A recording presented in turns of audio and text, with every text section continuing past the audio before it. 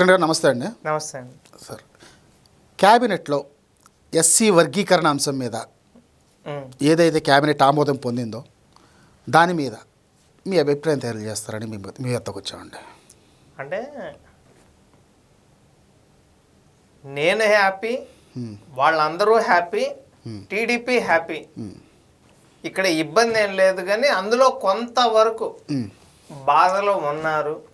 మొత్తం full reservation మొత్తం మాకే కావాలి అనే విధంగా ఇప్పటికీ కూడా మీకు రీసెంట్గా సునీత విలియమ్స్ 9 నెలల తర్వాత అంతరిక్షం నుంచి నిన్న ఎర్లీ మార్నింగ్ 1కో ఏమో నేను దాదాపు నైట్ నిద్రపోకుండా సెల్ ఫోన్ చూసుకుంటా ఉంటే ఫేస్బుక్లో న్యూస్ వచ్చింది 327కి ల్యాండ్ అవుతుంది. నేను అనేది ఏంటంటే ఈ రిజర్వేషన్ల వల్ల ఉపయోగం ఉందా లేదా అనేది కాదు, కానీ ఎంతో మంది అంతరిక్షానికి వెళ్ళేవాళ్ళు, కానీ ఇప్పుడున్న రిజర్వేషన్లో అంతా హ్యాపీ అని చెప్పి నేనైతే చెప్పగలను.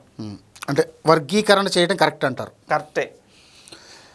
మరి తీసుకున్న లెక్కలు తీసుకుంటే 2011 జనాభా ప్రాతిపదికన మాల సామాజిక వర్గం 40 లక్షలు, మాదిగ సామాజిక వర్గం 35 లక్షలు, రెల్లి సామాజిక వర్గానికి 5 లక్షల చొప్పున జనాభా లెక్కేసుకుని ఇప్పుడు 2011 చొప్పున ఇప్పుడు వర్గీకరణ చేశారు. ఇది కరెక్ట్ అంటారు కదా? ఇప్పుడు పెరుగుంటారు కదా. మరి కుల గణన జరగలేదు కదండి? జరగలేదు. జరగకపోయినా కూడా 11 నుంచి ఇప్పటిదాకా ఇప్పుడు చూడండి 144 కోట్లు మన ఇండియా జనాభా పెరిగింది. మొత్తం కూడా ఇంత పెరిగిన తర్వాత రీసెంట్గా బాబు గారు ఒక మాట అన్నారు, ప్రతి ఒక్కరూ 4 కనండి. యువత తగ్గిపోతున్నారు, వృద్ధులు ఎక్కువైపోతున్నారు.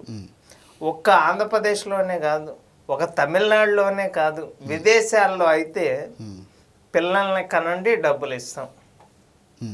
ఇక్కడ కూడా ఆంధ్రప్రదేశ్లో ఒక జిల్లాలో కూడా 3వ పిల్ల ఆడపిల్ల పుడితే 50,000 ఇస్తారని చెప్పి డైరెక్ట్గా స్టేట్మెంట్ ఇచ్చాడు. ఓకే. ఇలాగ ఈ రిజర్వేషన్ల వల్ల మాల, మాదిగ, రెల్లి అందరూ హ్యాపీయే. అందరికీ రిజర్వేషన్లు, అందరూ హ్యాపీగానే ఉన్నారు. టోటల్ 15% ఎస్సీ రిజర్వేషన్ ఏదైతే ఉందో దాని 7.5 మాల సామాజిక వర్గానికి, 6.5 మాదిగ సామాజిక వర్గానికి, 1% రెల్లి సామాజిక వర్గానికి కేటాయించడం జరిగింది.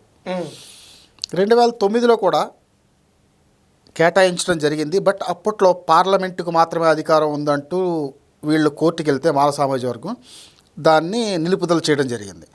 ఇప్పుడు మళ్ళీ ఎవరైతే అన్సాటిస్ఫైడ్గా ఉన్నారో ఈ క్యాస్ట్లో వాళ్ళు కోర్టుకు వెళ్ళే అవకాశం ఉందంటారా?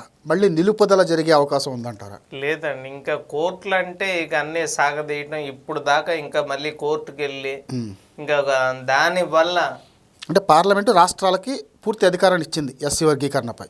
సో మళ్ళీ వెళ్ళే అవకాశం ఉందంటారా? ఇంకా వీళ్ళు కోర్టుకు వెళ్ళినా కూడా వాళ్ళకి న్యాయం అయితే జరగదు. జరగాల్సింది మొత్తం జరిగిపోయిన తర్వాత ఇప్పుడు ఏపీ ప్రజలు కానీ టీడీపీ కానీ అందరూ హ్యాపీగా ఉన్నారు. న్యాయం అయితే జరగదన్నారు, న్యాయపరంగానే చేశారు కదా అని అడుగుతున్నాను నేను. అదే న్యాయపరంగా చేశారు. ఇప్పుడు అందరూ ఇప్పుడు ఇప్పటిదాకా ఎవరు హ్యాపీగా ఉన్నారు? మీరు వాళ్ళొక్కళ్ళు అందులో 1% హ్యాపీగా ఉన్నారు. మరి మిగతా వాళ్ళు హ్యాపీగా లేరు కదా.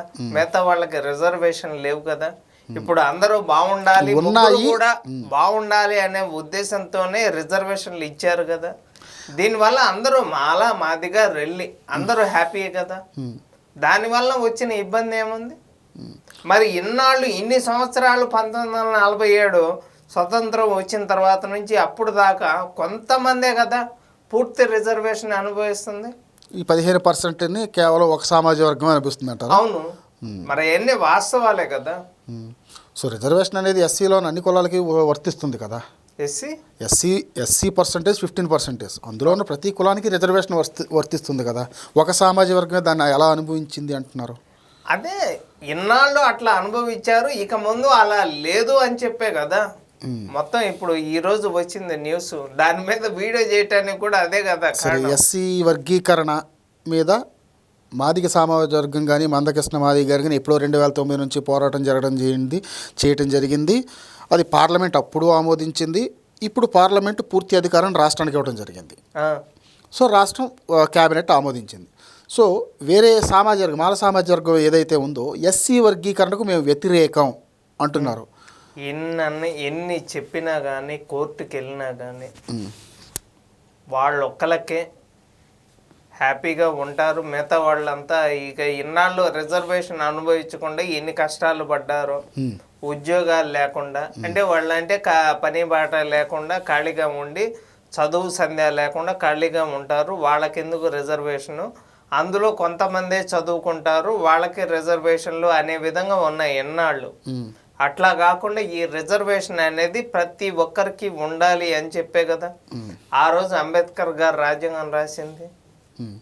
సరే, అంబేద్కర్ గారు రాజ్యాంగం రాసినప్పుడు కేవలం 20 సంవత్సరాలకు మాత్రమే రిజర్వేషన్లు అన్నారు కదా. సో దాన్ని అప్పటి నుంచి కూడా కేంద్ర ప్రభుత్వంలో రాజకీయ నాయకులు వాళ్ళ లబ్ధి కోసం పెంచుకుంటూ వచ్చారు. ఇప్పుడు ఏముంది, దగ్గితే రిజర్వేషన్, తుమ్మితే రిజర్వేషన్లు. నా ఉద్దేశం ఏందో చెప్పమంటారా? ఇప్పుడు నేనంటే ఒక కమ్ము కాబట్టి అసలు ఈ రిజర్వేషన్ల మీద నువ్వేం చెప్తావు కిరణ్ అంటే, ఈ రిజర్వేషన్ల వల్ల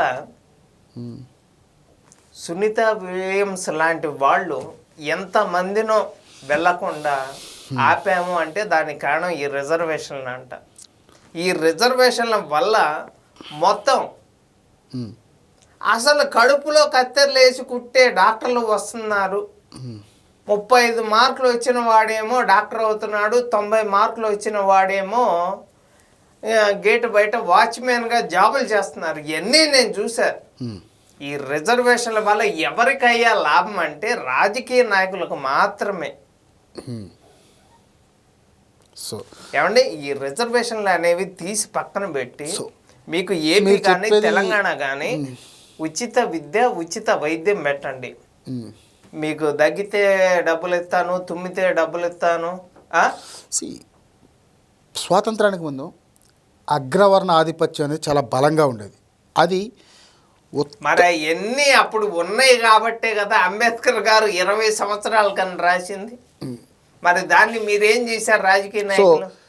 ఇప్పుడు రిజర్వేషన్ మరి ఇప్పుడు నేను వెళ్తాను సార్, అప్పుడు అంబేద్కర్ గారు ఈ రిజర్వేషన్లు అనేవి ఒక 20 సంవత్సరాలకి పెట్టారు కదా, నేను కోర్టుకి వెళ్తా, నాకు న్యాయం జరిగిద్దా? ఒక మాట చెప్పండి. ఆపండి రిజర్వేషన్లు అంట. పార్లమెంట్ ఆమోదించాలండి. ఎగువ సభ దిగువ సభ రెండు ఆమోదిస్తే ఆమోదించిద్దా అంటే ఆమోదించదు. ఎందుకంటే దీనివల్ల ఎవరికి ఎక్కువ లాభం అంటే రాజకీయ నాయకులకి.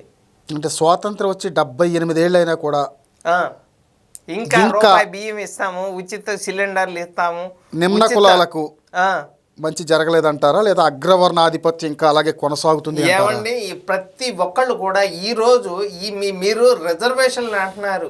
ఈ మాదిగా కానీ మాలా కానీ రెల్లి కానీ నాతో మాట్లాడిన మాటలు ఏంటంటే, మాకెందుకు ఈ రిజర్వేషన్లు, మాకెందుకు ఈ 200 యూనిట్ల కరెంటు ఉచితంగా వేయటం, మాకెందుకు ఈ ఉచిత సిలిండర్లు, మాకెందుకు ఈ పథకాలు, మా పిల్లలు నారాయణ చైతన్య కాలేజీలో చదివిస్తున్నాము, లక్షల ఫీజులు కడుతున్నాము, హాస్పిటల్కి వెళ్తున్నాము, లక్షల ఫీజులు కడుతున్నాము, దోమల వల్ల మేము రోగాలు వస్తున్నాయి, హాస్పిటల్కి వెళ్తున్నాము, లక్షలు పెడుతున్నాము.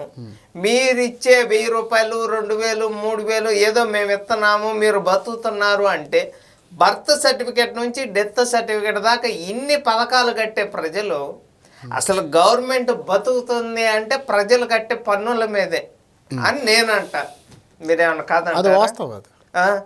గవర్నమెంట్కి డబ్బులు ఎక్కడి నుంచి వస్తాయి చెప్పండి. ట్యాక్స్ మీద ట్యాక్స్ వేస్తారండి. అది సింపుల్గా చెప్పనా, మీరు 1 లక్ష రూపాయలు సంపాదించగలరు, అది ఇన్కమ్ ట్యాక్స్ కట్టి ఆ డబ్బు తీసుకొస్తారు. ఓకేనా? ఆ వచ్చిన డబ్బుతోటి మీరు ఏదైనా సరే సర్వీస్ సెస్ లేదంటే ప్రాపర్టీ సెస్, అంటే మీరు ఆల్రెడీ ట్యాక్స్ కట్టిన సొమ్ము ఏదైతే ఉందో ఆ సొమ్ము మీద మళ్ళీ మీరు ఎక్కడికి రెస్టారెంట్కి వెళ్తే జనాభా ఎంత చెప్పండి? ఇండియా జనాభా ఎంత? 5 కోట్ల మంది. అందులో ఇండియా కాదు, ఆంధ్రప్రదేశ్. సారీ, తప్పైంది, క్షమించండి. ఆంధ్రప్రదేశ్ జనాభా 5 కోట్లు. అయితే అందులో ట్యాక్స్లు కట్టేవాళ్ళు ఎంతమంది? ఆల్మోస్ట్ ఒక 40 lakhs దాకా ఉండొచ్చు అండి. పథకాలు తీసుకునే వాళ్ళు ఎంతమంది చెప్పండి? ప్రతి ఒక్కరు తీసుకుంటున్నట్టు. అసలు ట్యాక్సులు కట్టకుండా అసలు బ్యాంకుల్ని దోచుకొని విదేశాలకు వెళ్ళి ఆ? ఇలాంటివి జరుగుతూ ఉంటుంటే ఏమవుతాయి చెప్పండి. అలా అంటారేంటండి, కేంద్ర ప్రభుత్వం దాదాపు 16 లక్షల కోట్లను గత 15 సంవత్సరాల్లో అప్పులను రుణమాఫీ చేసింది తెలుసండి. ఎవరికి? ఎవరైతే అప్పులు తీసుకుని ఉన్నారో బ్యాంకుల దగ్గర వాళ్ళ దగ్గర ఇవన్నీ అంబానీని, ఆదానీని, గుజరాత్ వాళ్ళని ఎవరినయ్యా మీరు కాపాడిందంటే, మీ గుజరాత్లో వాళ్ళు ఎలా ఉంటారంటే ఒక ఆర్మీలో ఉండరు, ఉమ్, వ్యాపారాలు చేసేది గుజరాత్. అలా అనకండి. ఒక ఆర్మీకి ఆ, చీఫ్గా పనిచేసిన ఉమ్, వ్యక్తి శామ్ బహదూర్, శామ్ మానిక్ షా, గుజరాతీ. అంటే ఆయన పార్సీ కులానికి చెందిన వ్యక్తి. బ్యాంకుల్ని దోచుకొని విదేశాలకు వెళ్ళింది కూడా గుజరాత్ వాళ్ళే.